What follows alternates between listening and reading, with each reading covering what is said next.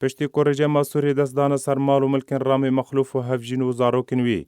دادگاه اداری شامی بریاره قضا کردن درکتنا رامی مخلوف بود دروای سوری ستاند. رژیما اسد دما داوود جماره کر کار لدیج رامی مخلوف کره خال بشار الاسد سروک رژیما سوری گرت نبر. اوجی پشتی کو رامی مخلوف دو ویدیو بالاف کرن و تیدا با آوای کن راست رونهی خص سر کشین کو نافبر مالبات مخلوف و مالبات اسد.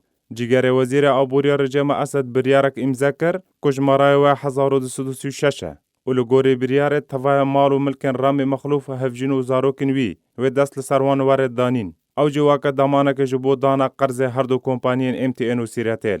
بریاد دمک رژیما اسد بریار دابو کو پیوست رامی مخلوف 233.8 میلیارد لیره سوری بده رژیما اسد.